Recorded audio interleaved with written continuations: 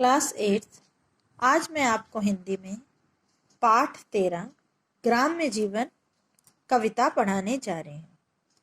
इस कविता के कवि श्री मैथिली शरण गुप्त जी हैं। मैथिली शरण गुप्त जी हमारे देश के राष्ट्र कवि थे और मैथिली शरण गुप्त शायद भारतेंदु हरिश्चंद्र जी के बाद पहले खड़ी बोली के कवि थे। इनके कार्यों का जो उत्थान हुआ वह आपके सरस्वती पत्रिका में महावीर प्रसाद द्विवेदी द्वारा ही किया गया। वे उस पत्रिका में कविताएं भेजते और महावीर प्रसाद द्विवेदी जी उस पर अपनी टिप्पणी और उस पर सुधार कार्य करते। धीरे धीरे आज वो एक महान कवि के रूप में प्रकट हुए। यह उनकी बड़ी प्यारी सी कविता है। आहा ग्राम्य जीवन भी क्या है, क्यों ना इसे सबका मन चाहे, थोड़े में निर्वाह यहाँ है। ऐसी सुविधा और कहाँ है, यहाँ शहर की बात नहीं है, अपनी अपनी घात नहीं है, आडंबर का काम नहीं है, अनाचार का नाम नहीं है। कवि ग्राम्य जीवन से अत्यंत प्रभावित हैं और उन्हें बहुत पसंद भी है। तो वही वो कह रहे हैं कि ग्राम्य जीवन की बात ही क्या है, क्यों ना इसे सबका मन चाहे। क्यों पसंद करें लोग? क्योंकि यहाँ लोग, जो गांव के लोग हैं, वह थोड़े में ही अपना काम चला लेते हैं। ऐसी सुविधा शहरों में नहीं है। शहरों में कमाई ज़्यादा और कमाई कम और खर्च ज़्यादा होता है। और शहर जैसी बात भी नहीं है। शहर में क्या करते हैं लोग, एक दूसरे के पीठ पीछे बुराइयां करते हैं, एक दूसरे के पीठ पीछे छुरियां घोंपते हैं, बदला लेते हैं। इस टाइप के स्वभाव के लोग गांव वाले नहीं होते हैं।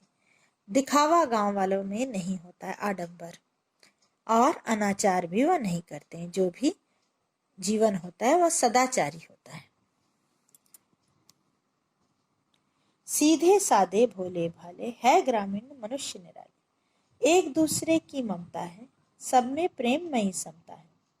यद्यपि वे काले हैं तन से, पर अति ही उज्जवल है मन से। अपना और ईश्वर का बल है, अंतःकरण अतीव सरल है। कवि कहते हैं कि गांव के लोग अत्यंत सीधे साधे होते हैं, ग्रामीण मनुष्य अनोखे और निराले होते हैं।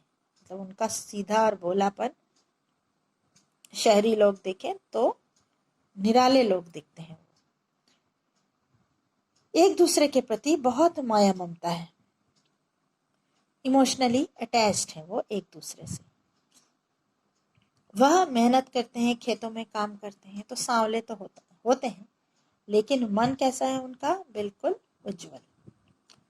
और ईश्वर पर विश्वास करने वाले हैं और मन जो है उनका, अंतःकरण मन बहुत ही सरल है। प्रायः सबकी सब विभूति है, पारस्परिक सहानुभूति है। कुछ भी ईर्ष्या द्वेष नहीं है, कहीं कपट का लेश नहीं है। छोटे से मिट्टी के घर हैं, लिपे पुते हैं, स्वच्छ सुघर हैं। गोपद चिन्हित आंगन तट है, रखे एक और जलघट है। प्राय सबकी सब विभूति है, सभी प्राणी अपने में अनोखे हैं। किसी भी मनुष्य को ले गांव में लो, वह अपने में अनोखा होता है। एक दूसरे के प्रति सहानुभूति भी होती है, उनमें एक दूसरे की ईर्ष्या द्वेष नहीं होता है। कपट भी एक दूसरे के प्रति कनिंगनेस या बेईमानी टाइप की वह नहीं करते हैं। घर भले ही छोटे मिट्टी के हों, लेकिन वह साफ सुथरे स्वच्छ होते हैं। गोपद चिन्हित आंगन तट है, गोबर से लिपा हुआ आंगन होता है और उस आंगन में एक किनारे पानी से भरा हुआ घड़ा रखा होता है। खपरेलों पर बेले छाई, फूली फली हरी मन भाई। काशी फल कुष्मांड कहीं है, कहीं लौकियां लटक रही हैं। ये है गुण यहाँ दवा हवा में, प्राप्त नहीं डॉक्टरी दवा में। संध्या समय गांव के बाहर, होता नंदन विपिन निछावर। सबके घर में खपरेले हैं, उस पर बेलें चढ़ी हुई हैं। जो बेल लतर में लौकी कद्दू ये सब होते हैं वो सबके घरों में लगे हुए हैं।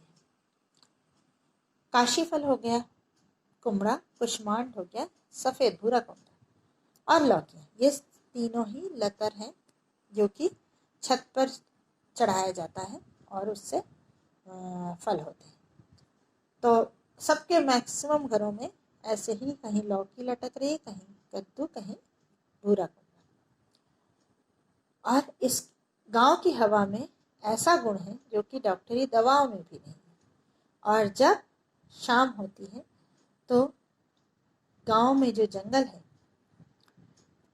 गांव के बाहर, वहां पर आपके लोग पेड़ों के नीचे बैठकर निश्चिंत मन से एक दूसरे से बातें करते हैं।